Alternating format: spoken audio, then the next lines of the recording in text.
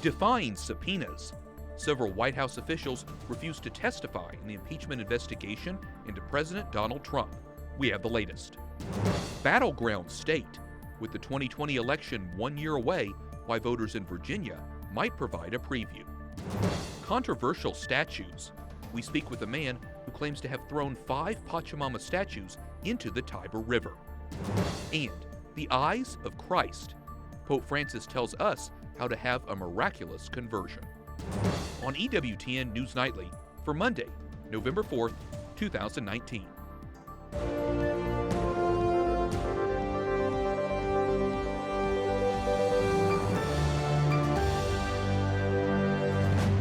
Good evening from Washington, D.C., and thank you for joining us for news from a Catholic perspective. I'm Wyatt Goolsby. The whistleblower who raised alarms about President Trump's dealings with Ukraine is willing to answer written questions submitted by House Republicans. It's one of the latest developments in the impeachment inquiry. White House correspondent Mark Irons reports. Good evening, Mark. Good evening, Wyatt. The whistleblower's attorney says his client will answer written questions in writing under oath and penalty of perjury. Today, President Trump said the whistleblower gave false information to begin with. President Trump tweets the whistleblower gave false information and dealt with corrupt politician Schiff. He must be brought forward to testify. Written answers not acceptable. You know, it's a whole scam. It's an impeachment scam. The president continues to deny he did anything wrong in his July 25th phone call with the Ukrainian president, in which he asked Ukraine to investigate the Bidens. At the time, the administration was withholding military aid to Ukraine that had been approved by Congress. House Democrats are in the process of releasing closed-door testimonies of people brought forward in their impeachment inquiry. We will continue to release the transcripts, and we will soon, although I can't give you the timetable, be moving to open hearings as well. House Intelligence Committee Chairman Adam Schiff also commented on the 4 White House officials who did not show up to testify today. He says it will only add more evidence of the White House obstruction of the impeachment investigation. President Trump contends the Democrats are only concerned with a phony inquiry. I call them the do-nothing Democrats. They're doing nothing. In a transcript released today, we learned the former U.S. ambassador to Ukraine told House investigators that Ukrainian officials warned her in advance that Rudy Giuliani and other allies of President Trump were planning to, quote, do things, including to me, and were looking to hurt her. Wyatt? White House correspondent Mark Irons reporting. Thanks, Mark. Coming up a little later in the newscast, we'll have analysis of the impeachment investigation from Vince Coglianese, editorial director of the Daily Caller. President Trump has approved a plan to lower the refugee cap for the upcoming year to 18,000. Secretary of State Mike Pompeo says refugee resettlement is only one part of the U.S. humanitarian efforts towards immigration. 18,000 is the lowest total since the modern resettlement program was created in 1980. This year, the number was around 30,000. Religious and humanitarian groups have criticized the proposal. Beto O'Rourke's campaign for president is over. He announced late last week he is ending his bid to be the Democratic nominee. We have to clearly see at this point that we do not have the means to pursue this campaign successfully. The former Texas congressman failed to recapture the enthusiasm and fundraising prowess of his unsuccessful bid for the U.S. Senate last year. Last month, he said churches that oppose same-sex marriage should lose their tax-exempt status. Will American voters vote Republican or Democrat in 2020? And will the issue of abortion sway their votes? Tomorrow, we'll get a preview. Voters in 4 states, including Kentucky and Virginia, cast their ballots. President Trump urges Virginians to vote Republican to send a signal to D.C. Capitol Hill correspondent Jason Calvi joins us from the swing state of Virginia. Wyatt, the pro-life majority was able to stop Democrats' attempts to expand abortion up to the moment of birth in this state. But the pro-life majority is just 2 seats in the state House, 2 seats in the state Senate. So now Democrats are trying to turn this state blue. As Virginia goes, so goes the nation. And Virginians go to the polls tomorrow. Well, hello, Virginia. A pro-life leader in the state tells me tomorrow's election is crucial. They knew these bills would be defeated last year because we have a slim pro-life majority in the General Assembly. And they intended to change the character of the General Assembly this election. The governor said it. He said, if we cannot change minds, we will change seats. We will come back and we will do this again.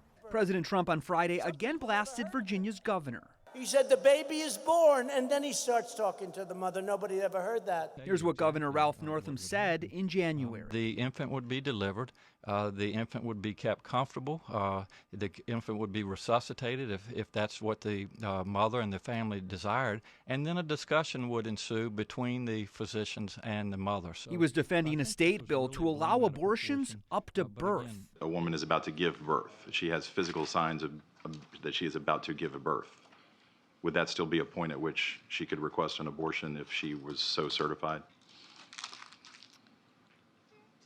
She's dilating. Virginia Delegate Kathy Tran sponsored the bill. Mr. Chairman, that would be a decision that the doctor, the physician, and the woman would make. I understand that. I'm asking point. if your bill allows that.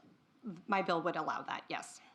And you can see just some of the names of people running for various offices in the state of Virginia. Catholics in the Commonwealth have been praying the Memorare ahead of tomorrow's election. Polls open at 6 in the morning, closing at 7 at night. Reporting here in Fairfax, Virginia, Jason Calvi, EWTN News Nightly. Iran is moving further and further away from the limitations laid out in its nuclear deal with world powers. Today, it says it has doubled the number of centrifuges it operates. Officials in Europe say they're troubled by the news. It's a matter of respecting international agreement. It's a matter of our security. But we have also been consistent in saying that our commitment to the nuclear deal depends on the full compliance by Iran. The European Commission is urging Tehran to reverse the steps it has taken. Iran says its new centrifuges work 50 times faster than those allowed under the agreement.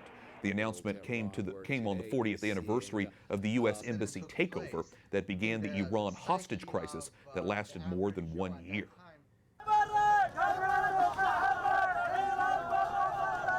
And in Iraq, dozens of anti-government protesters attacked the Iranian consulate last night. They climbed the concrete barriers around the building, tore down an Iranian flag, and replaced it with an Iraqi one. More than 250 people have been killed in the demonstrations that began last month. El Salvador has ordered Venezuelan diplomats to be expelled from the country. It prompted an angry response from Caracas.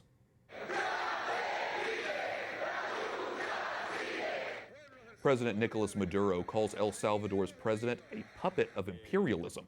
The move came after El Salvador said Juan Guaido is Venezuela's rightful leader.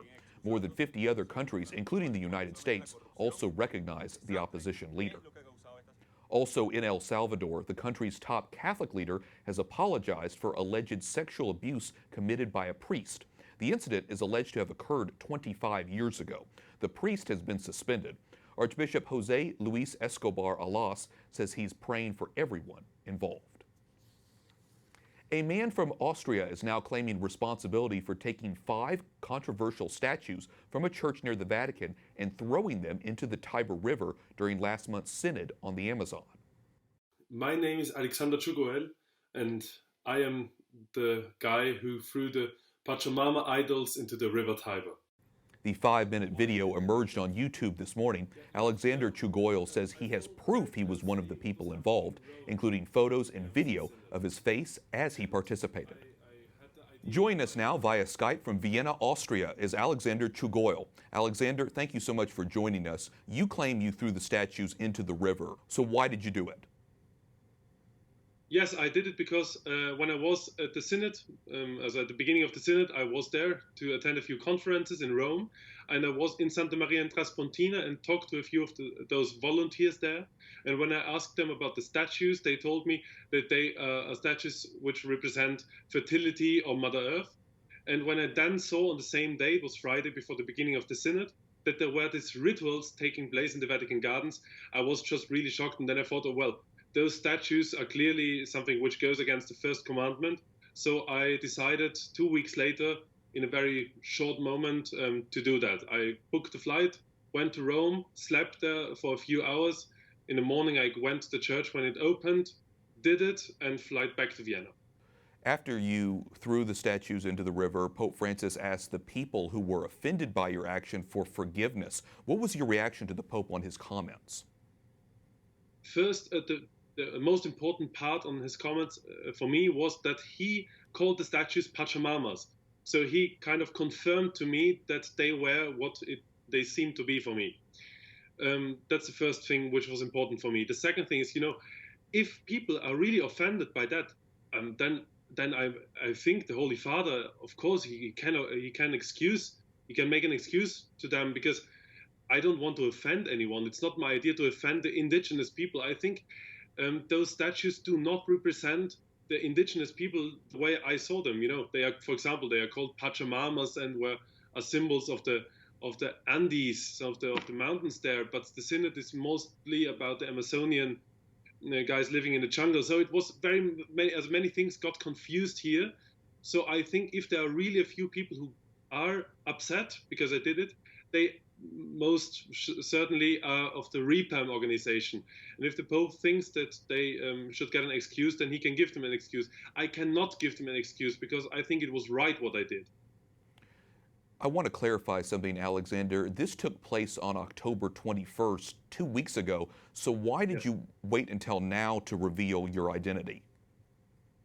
Yes, that's an important question. When we did it, we wanted the whole world to look at what we did and not who did it. We wanted the synod to discuss what we did here. We wanted everyone to ask, who are the Pachamamas? What are they? Why is this happening in the church? And if we would have been there with our faces, everyone would have just looked at our faces and asked us, why did those Austrians do it? So they would ask me about my background and everything.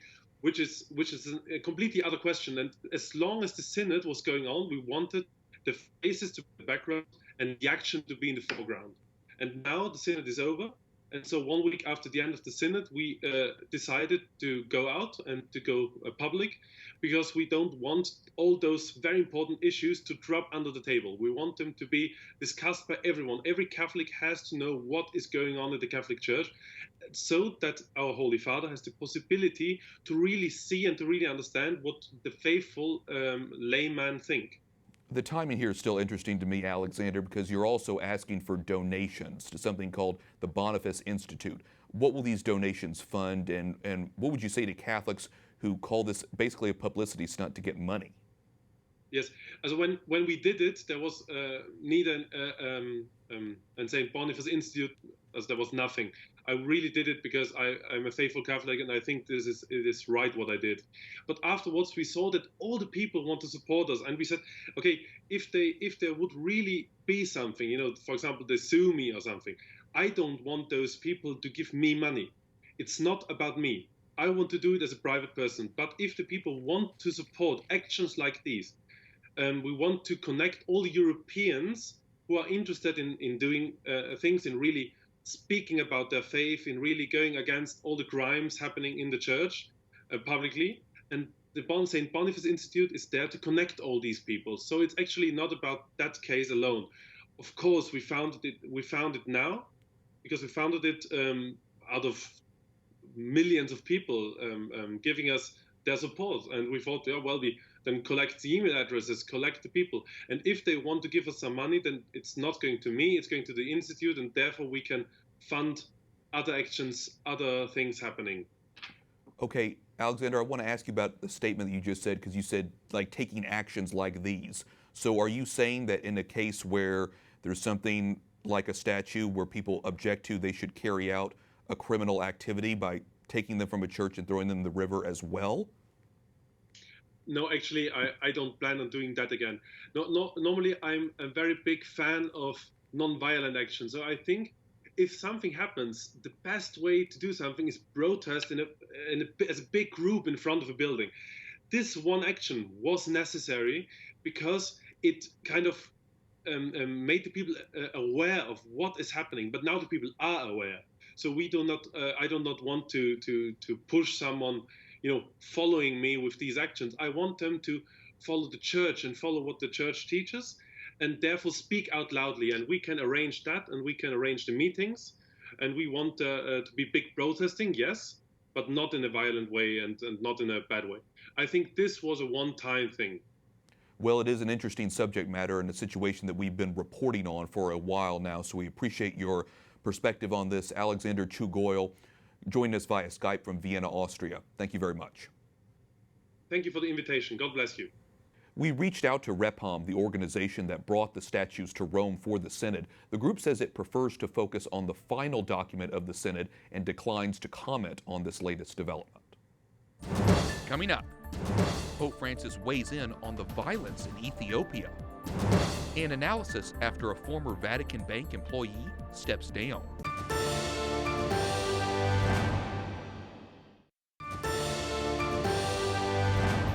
The Vatican's former chief auditor says he was forced to resign after investigating secret bank accounts.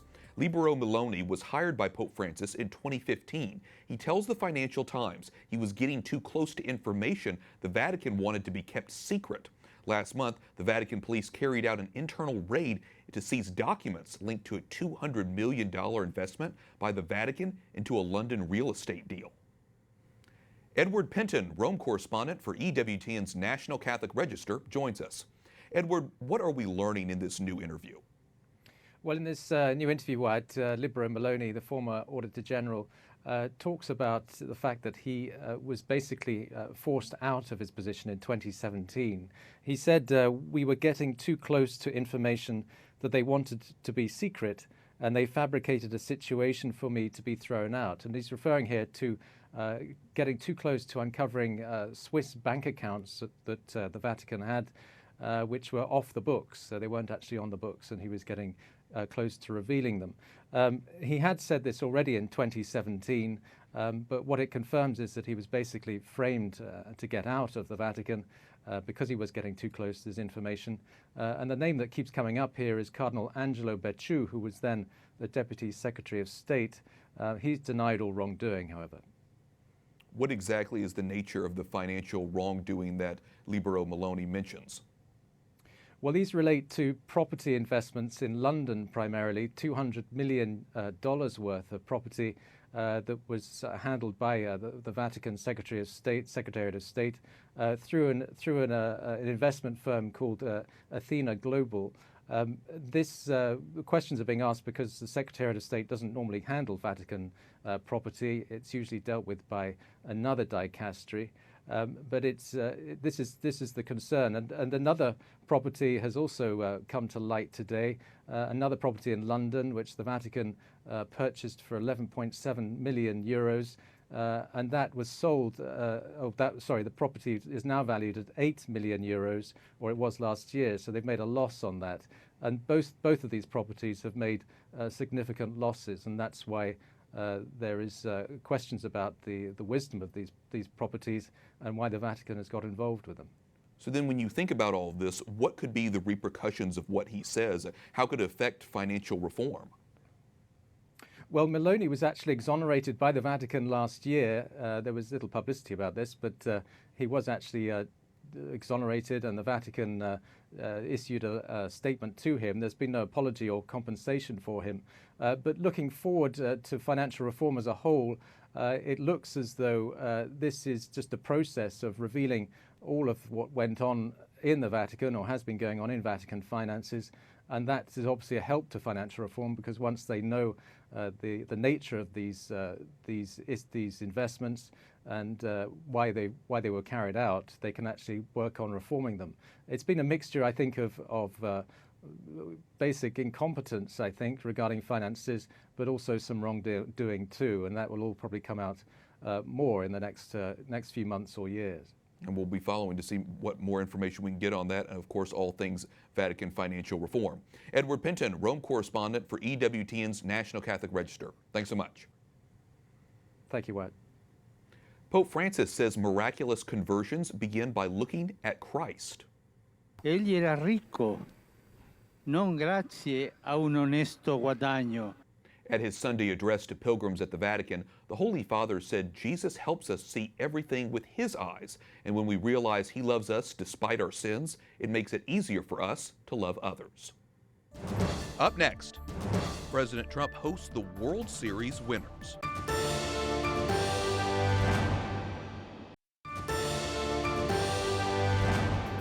Americans will soon be learning more about the House Democrats' impeachment inquiry into President Trump. Lawmakers are starting to release the first set of transcripts. 2 key transcripts were released today. won by the former ambassador to Ukraine, Marie Yovanovitch, and Michael McKinley, former senior advisor to Secretary of State Mike Pompeo. Transcripts for the depositions of several other witnesses are expected to be released in the coming days. Joining me now to take a look at the next phase of the impeachment inquiry is Vince Colonnese, editorial director at the Daily Caller and co-host of Mornings on the Mall at WMAL Radio. Vince, welcome back to the program. Thank you.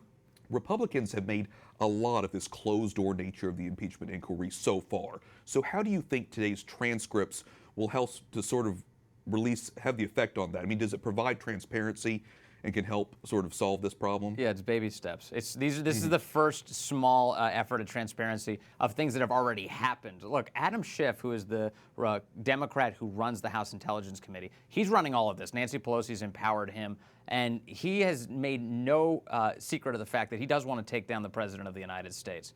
And in several opportunities where he's spoken to the public, he's actually lied about the specifics of the president's conversation, for instance. He made up an entire phone conversation the president had with the head of Ukraine. He did that in a public hearing. He later came out and said, I'm sorry, that was supposed to be a parody. He lied about being in contact with the whistleblower prior to all of this. He eventually came out and said, well, actually, yeah, my committee staff was in touch with him. I should have been more clear about that.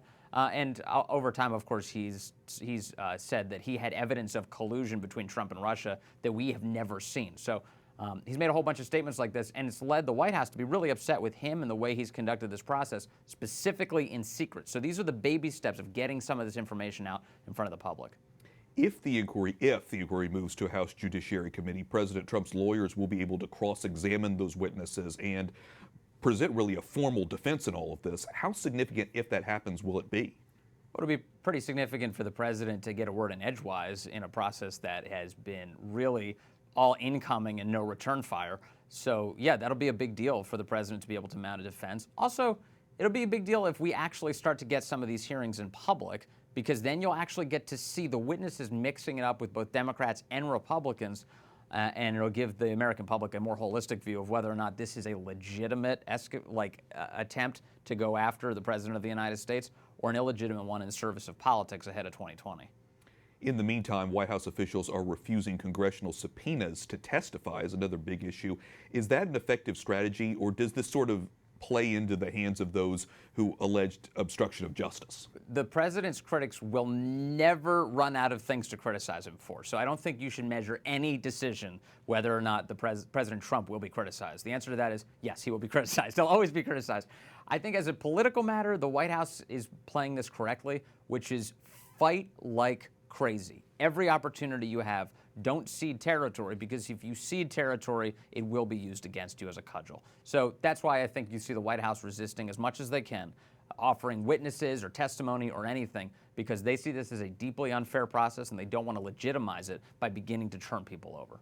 Really quickly, you mentioned the 2020 elections. Right now, we've been so focused on the impeachment inquiry. There's so many other issues that haven't necessarily been brought to the forefront. Do you think that Republicans and Democrats are missing an opportunity to talk about other issues right now ahead of 2020? This is the Washington way. Washington's always missing the point of what the United States is talking about. It turns out impeachment is a conversation that's very much happening in Washington and not so much happening across the rest of the country, not as much for certain. And so the big topics like healthcare and jobs and the economy and what the future holds and if you're going to be better off 4 years from now than you are today, those are the types of things that these candidates should be talking about.